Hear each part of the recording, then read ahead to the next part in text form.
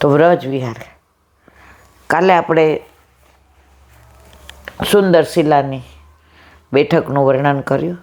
હવે આજે આગળ કેટલાક લોકો દાતાને મોટા માનીને દાનની અવજ્ઞા કરે છે. દમલાજીએ પૂછ્યું ને, દાન બડો કે દાતા? દાતા કોણ વલ્લભ અને દાન કોણ શ્રીજી? તો ઘણા લોકો વચ્ચે તો એવા નીકળાતા વલ્લભ માર્ગ, વલ્લભની સેવા કરવાની, શ્રીજી બાવાની અવજ્ઞા કરવાની, ગુસાઈજીની અવજ્ઞા કરવાની. અરર આજે આ એ અનુસંધાનમાં છે કે શ્રીજી બાવા તો ભગવાન છે જ, ગોકુળનો કાનુડો છે જ, પરબ્રહ્મ પરમાત્મા ઈશ્વર છે જ, પણ આપણને ખબર નહોતી તો અજ્ઞાન આપણું હતું. તો વલ્લભે જ્ઞાન આપણને આપ્યું કે આ શ્રીજી બાવા છે. ગુરુ ગોવિંદ દોનો ખડે કિસકો લાગ ઉપાય, અરે બલિહારી ગુરુ આપને ગોવિંદીઓ બતાય. તો વલ્લભે આપણને ઓળખાણ કરાવી કે મારા વાલા, તમે મને ઓળખો છો ને, પણ મને મારો જે આરાધ્ય દેવ છે સતતમ શ્રી કૃષ્ણ શરણમ મમ, વલ્લભ કે છે. અને સ્પષ્ટ 16 ગ્રંથમાં આજ્ઞા કરે, કૃષ્ણ સેવા સદા કાર્યા.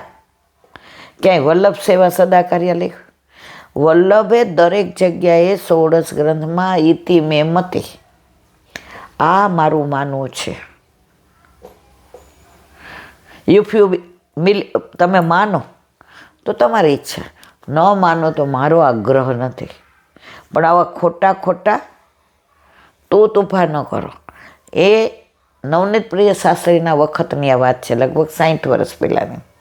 એનું અનુસંધાન કરે છે. કે છે કેટલાક લોકો દાતાને મોટા માનીને દાનની અવજ્ઞા કરે છે. શ્રી મહાપ્રભુજીની સેવા કરે છે. પેલા વચ્ચે વલ્લભ માર્ગ જ નીકળ્યો હતો. આપણે જય શ્રી કૃષ્ણ કહીએ જ ન કે જય શ્રી વલ્લભ. પછી તો બધું ખંડન એ થયું ને બધું, પણ ત્યારે હજી મને બહુ ખબર નહોતી પડતી, કારણ કે આપણે ઠાકોરજી ન હોય ને ત્યાં સુધી બધી બહુ સમજણ ન પડે, ત્યાં સુધી બધું પોપટિયું જ્ઞાન હોય. પણ પ્રભુ ઘરમાં પધારે ને પછી બધું પ્રેક્ટિકલી એમ થાય, ઓહો આ હવે અત્યારે ઠાકોરજી ઘરમાં બિરાજે. તો સૌભાગ્ય સૂંઠ પેલા બધા ઠાકોરજી ઘરમાં નહોતા ને, તો ભગવદીઓ આપણને દે ને તો આપણે કહીએ બહુ સરસ, આમાં બધા તેજાના નાખ્યા જ નહીં. હવે ખબર પડી કે સૌભાગ્ય સૂંઠનો ભાવ શું, કેવી રીતે બને, કેમ શિયાળામાં આવે. ઘરમાં પ્રભુ પધારે તો ખબર પડે. જ્યાં સુધી દુકાનમાં પ્રભુ બેઠા હોય ત્યાં સુધી પ્રભુ કે હું મારા ઘરે ને તું તાર ઘરે. દીકરીને વળાવો નહીં ત્યાં સુધી શું ખબર પડે આમાં સાસુ ને સસરા નણંદ ને દેર ને જેઠ ને શું ખબર પડે. એક દીકરી પરણીને ગઈ એટલે એની નણંદ ને દેર તો ભાભી જ કે એને સામું જુએ. લે મને તો ત્યાં બધા માસી કહે છે, પણ બેન ત્યાં કહે, હવે ન કહે. ત્યાં તને ફઈબા કહે, અહીં તને કાકી કહે. મારે કહેવાના આશય તમારા સંબંધો ફરી જાય છે.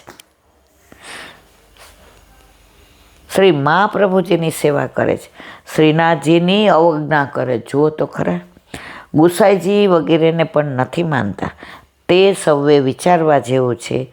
જેમ દાતા મોટો તેમ તેમનું દાન પણ મોટું જ હોય. દાનની અવજ્ઞાથી તો દાતાની અવજ્ઞા થાય. આ તો વલ્લભને ખોટું લાગે. તમે વલ્લભની સેવા કરો ને શ્રીજી બાવાની ન કરો તો વલ્લભ કોની કરે છે? 7મું વલ્લભાખ્યાન, આપ સેવા કરે શીખવે શ્રી હરિ, કૃષ્ણ સેવા સદા કાર્ય, સતતમ શ્રી કૃષ્ણ શરણમ. આ બધા પ્રમાણ વલ્લભે આપ્યા છે. ક્યાંય લખ્યું છે વલ્લભની સેવા કરવી? એટલે લોકો આજે કેવું છે, આમ દેખા દેખીએ તો અત્યારે પુષ્ટિ માર્ગની રગડી નાખી છે. શ્રીનાથજીની અવજ્ઞાથી મહાપ્રભુજીની પણ અવજ્ઞા થાય. વેદશ્રુતિ શ્રી ભાગવત સુબોધિનીજી 10મો અધ્યાય 27માં શ્રી મહાપ્રભુની સ્પષ્ટ આજ્ઞા છે. દોષાણા ભવધિ ભર્ગવદગ્ના બ્રહ્મહત્યા સહસ્ત્રસ્ય પાપમ સામ્યેત કથમચન ન પુનસ્વસ્ય વ્યજ્યતે કલ્પકોટિ સતૈરપી. દોષોની અવધિ છે. ભગવત અજ્ઞા હજારો બ્રહ્મહત્યાનું પાપ કોઈ રીતે શાંત થાય, પણ ભગવાનની તમારી અવજ્ઞા થતાં સેંકડો કરોડો કલ્પોથી પણ પાપ શાંત ન થાય. તમે હજારો બ્રહ્મહત્યાનું પાપ કદાચ દૂર થાય, પણ ભગવાનની અવજ્ઞા કરવાથી તમારા કરોડો જન્મોના પાપ શાંત થાય નહીં. છતાંય લોકોએ વલ્લભ માર્ગ કર્યો હતો. હવે અત્યારની તો મને ખબર નથી, કારણ કે આપણે તો અત્યારે મોસ્ટલી ઘરે જ સત્સંગ કરતા હોઈએ.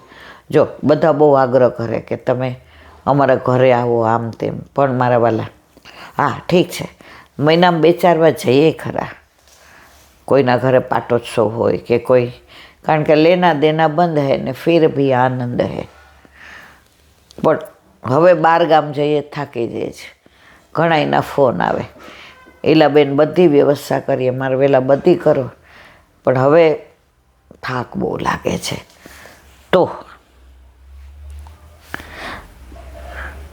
પણ ભગવાનની અવજ્ઞા થતાં સેંકડો કરોડો કલ્પોથી પણ પાપ શાંત થતા નથી. દાન અને દાતાનું યથાર્થ સન્માન જ કૃતાર્થ કરે છે. ગુરુ જો વલ્લભ વસ્તુતઃ કૃષ્ણ છે, પણ વલ્લભ કે છે કે હું જેની સેવા કરું છું એની તમે કરો. વલ્લભના સેવ્ય સ્વરૂપ નવનીત પ્રિયાજી, બાલકૃષ્ણજી, મદન મોહનજી, ગોકુલચંદ્રમાજી, ગોવર્ધનનાથજી, દ્વારકાધીશ છે. તો આ બધા કરતા હતા કે નહીં વલ્લભ સેવા? યમનાષ્ટકમાં મુકુંદ રતિ વર્ધની, મુકુંદ ભગવાન તો સતત એમની સાથે જ રહેતા હતા. તો વલ્લભ એવું કહેતા હતા કે હું છું, ચલો મારી, ના ના ના, વલ્લભ કહે છે હું જેની સેવા કરું એમ તમે. અને એમ નહીં, જો વલ્લભની સેવા કરવાની હોય તો બધાને સેવ્ય સ્વરૂપ પધરાવી શું કામ દેતા હતા? એ સાબિત કરી દે છે કે તમે કૃષ્ણ સેવા સદા કાર્ય. બોલો વલ્લભાધીશ કી. ઓ બાપા વલ્લભ, ઓહો, આ તો બહુ સખત દુખાવો થાય છે. હરિરાય વાંગ મુક્તાવલી.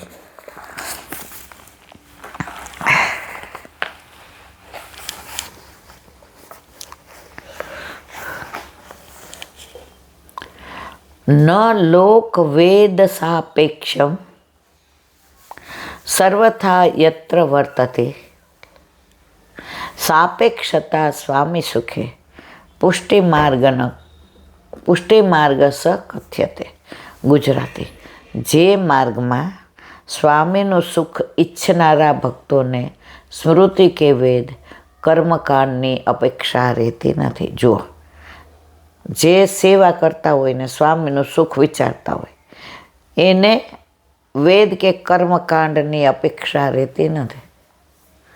હવે ઘણા બિચારા ઠાકોરજી પુષ્ટ કરાવે, પછી આવે નવરાત્રિ, પછી આવે કારતક મહિનો, એટલા બેન અમારે ત્યાં તો નિવેદ કરવાના. એક બેન પુનારી, હવે ગામડે એને દિવાળીએ જવાનું, એટલે ગામડામાં કાળી ચૌદશ કે, આપણામાં રૂપ ચતુર્દશી કે. હવે એમણે તો 2 જણા એકલા રહેતા હતા, એને વરાયટીનું કાંઈક ઓલું હતા, હેડ ઓફ ધી ડિપાર્ટમેન્ટ. હવે સાસુમાનો ફોન આવ્યો કે આપણે નિવેદ કરવાના છે, એટલે બધા 2 જણા અઠવાડિયા પહેલાં આવજો અને રજાની વ્યવસ્થા કરીને આવજો. ઓલા બેનનો મારા ઉપર ફોન આવ્યો. મેં કીધું બાપા ભારે કરી. પછી મને કહ્યું મારા ઠાકોરજી કોઈને ત્યાં પધરાવું જ ને. તો મેં કીધું તમારા ઘરે તો આ નિવેદનું. એટલે એણે એના સાસુને કીધું બા નિવેદ ઘરમાં થાય તો મેં ઠાકોરજી પુષ્ટ કરાવ્યો. એ કે તે કોને પૂછીને કરાવ્યા? એટલે એના વરે વચ્ચેથી લઈ એ કે બા ઠાકોરજીને આવવું હતું. એટલે ભગવાનથી તો આપણે કોઈ આગળ છીએ નહીં. એટલે કે એમ તને ભગવાને કીધું એમ તાર ઘરે આવું છે એમ. ગામડાનો તો થોડું માહોલ એવું હોય કે બા તમે ઊંધું ના સમજો. તો કે તે અમને વાતે ન કરી ક્યારે પધરાવ્યા? એ કે 8 મહિનાથી. એ કે હે? તો નિવેદ અમે તમે કયો છો સગાવાલાને લીધે આવશું, નિવેદનું અમે ખાશું નહીં. અને અમારા ઠાકોરજી અમારા રૂમમાં ઉપર રહેશે. એટલે અમે અમારું છોલે જુદું ભરશું અને અમારી પાસે ઇલેક્ટ્રિક સગડી છે, એમાં અમે દૂધ કરી લેશું. બાકી બધું અહીંથી ને ખાંડ મોરસ કે ગામડામાં મોરસ કે ખાંડને મોરસ ને બધું અમારું કાજ સૂકો મેવાનો. તો એમ કેમ તો જુદો જ રહીશ. અરે બા તારે અમારે ભેગું ખાવું નથી નિવેદનું, તારે તાર ભગવાનને ઉપર રાખવા છે. પછી મેં તો બેન એમ કર બીજા કોકને ત્યાં પધરાવી જાય, નહીં તો અમદાવાદ ઉતર ને મારા કરે. મારા ઠાકોરજીને તો નહીં જ ક્યાંય પધરાવો. પછી ઓલા છોકરાએ મનાવ્યા ને બધું થયું. પછી નિવેદ થયા એટલે આને ઓલા પગ ધોવાના ને બધું હોય ને કાંઈક. એટલે કે હું તો નહીં કરું આ બધું, પ્રેમથી કીધું. સેવા બધાની કરી. પછી એના મોટા પપ્પા આવ્યા હતા, એની દીકરીને વૈષ્ણવમાં પરણાવી હતી. એટલે એ આવી હતી. એટલે એણે કીધું કે મોટા મમ્મી હું નહીં. એ કે હાલો અમારા ઘરે તો બ્રહ્મ સંબંધ લીધું એટલે હવે અમે તો આ બધું ના કર. એમ કર તું તાર ભાભી બે હારે રહ્યો ટોંઠમાં કીધું. પછી 2 જણાએ કીધું કે આપણે તો લેવું નથી. પછી રાત્રે બધા બેઠા એટલે માતાજીના ઓલા બધા ભજન ગાઈને ઓલી જય આદ્યા શક્તિના આરતીને. એટલે પછી આ બેને કીધું ગાવ. એટલે આ બેએ કીધું ઈશારાથી એ કે ભજન ગાવાનું મર્યાદા માર્ગનું, પણ આપણું કીર્તન કે કાંઈ નહીં ગાવાનું. એટલે મારા ઘટમાં બિરાજતા નામ તેમ. પછી રાતના બધા ગયા એટલે ઘરના રહ્યા. એટલે સાસુએ ઉધડો લીધો. એ કે આ દીકરી તો ઠીક આપણે પરણાવી, હવે કે આ જુઓ તમે દીકરી એના ઘરનું બધું માની ગઈ, વહુ થઈ તો. અને આપણી વહુ એ કે આપણી દીકરીઓમાં એ કે આપણાથી જુદી થઈ. બોલો. ત્યારે ઓલી નણંદ એવું પ્રાણ લીધો. ના બા એણે બ્રહ્મ સંબંધ એના ઘરેથી લઈને આવ્યા હતા, તો એ ભલે ને ઠાકોરજીને, અને તમે બધા તમારું કરો, ભાભી એનું કરે, તમને શું વાંધો છે? પણ એ તો કે એનો ભગવાનને ઉપર રાખે છે, અમને દર્શન એ નથી કરાવતી. તો કે બ્રહ્મ સંબંધ ન લીધું એટલે બા ન કરાવે ને. એ કે 2-3 વાર જ્ઞાન આવ્યા, ધીમે ધીમે નૈવેદ્ય ઓછા થઈ ગયા અને ઘરમાં બધાએ બ્રહ્મ સંબંધે લીધું. પણ નણંદ ક્યાંથી આવી? પ્રભુએ વ્યવસ્થા કરી દીધી કે આ મક્કમ હતી તો બધી વ્યવસ્થા થઈ. તો અહીંયા કહે છે કે જે સ્વામીના તત્સુખનો વિચાર, ઓલો બ્રાહ્મણ 84-252 વાર્તા, બ્રાહ્મણ બુહારી કરતો હતો, તૂટી ગઈને ઠાકોરજીને અવેર થતું હતું, જનોય તોડી નાખીને એણેથી બાંધી લીધી. તો બધા એવું ન કરાય. એને એવો ભાવ હતો કે મારે ઠાકોરજીને અવેર થાય છે. આપણે તો મોબાઈલ જોતા હોય ને અવેર થતો હોય તેમ થાય હમણાં જગાવું છું. એના માટેની આ વાત નથી. આપણે બધા હજી છે ને એ તબક્કે નથી પહોંચ્યા. આ 84-252 વાત છે. તો કર્મકાંડ આડું ન આવ્યું, કારણ કે એના પ્રભુના તત્સુખનો વિચાર. ભગવાન જે ભક્ત પર અનુગ્રહ કરે છે, કૃપા કરે છે, તે ભક્તોની લોકમાં અને વેદમાં નિષ્ઠા રહેતી નથી. લોકો એને એમ કે મોટી ભક્તાણી થઈ ગઈ છે, યજ્ઞ કરીએ તોય આવે છે, ગોયણી કરે તોય આવે છે. શરૂઆતમાં રહેવા આવ્યા એટલે બધાય માતામાં દેવાળા. એટલે કે તૃપ્તિબેનને મોકલજો ને ગોયણી માટે. હવે શરૂઆતમાં ના પાડી એટલે તૃપ્તિ આગલા દિવસ ફોન કરે, બીજાની વ્યવસ્થા કરી દેજો ને, હું ટાઈમમાં છું. હવે શરૂઆતમાં તો અહીંયા તો આપણે કેવા ગરબા થાય ને બધાય માતાજીવાળા, તમારે આમ કરવાનું ને તમારે જમવાનું માતાજીની પ્રસંગ. પછી આપણે સ્પષ્ટ કર્યું, જો ભાઈ અમે આ બધું માનતા નથી. હાય હાય માતાજીને નથી માનતા. ના, માતાજીની વાત નથી. જેમ તમે માતાજીમાં માનો એમ અમે કૃષ્ણમાં માનીએ. એટલે અમે અમારા ભગવાન સિવાય કોઈનો પ્રસાદ લેતા નથી. 2-3 વર્ષ બધાને મોઢા ચડ્યા, બોલાવે નહીં, એકલા પાડી દીધા. હરિરાયજીએ સ્પષ્ટ આજ્ઞા કરી છે, સંગ ન મળે ને તો દુસંગમાં ન જવું, પણ અસંગ રહેવું. અસંગ રહ્યા હવે બધાય સારી રીતે બોલે છે કે ભાઈ એમનો ધર્મ છે, પણ બીકના માર્યા ગયા હોત તો ભ્રષ્ટ થઈ જાત. પણ કેવળ પ્રભુના સુખની જ અપેક્ષા રહે છે તે પુષ્ટિ ભક્તિ માર્ગ છે. મારા ઠાકોરજી સિવાય હું બેનાદનો પ્રસાદ નહીં લઉં. પરમ દિવસે ઓલા 3 જણા આવ્યા હતા. એ ભાઈને મેં પૂછ્યું કે તમે બધાય, મારો ધંધો એવો મારે જવું પડે. એ કહે તો મેં તું જવાય પણ પ્રસાદ લ્યો છો? મને કે સંબંધ હાચવા લેવો પડે.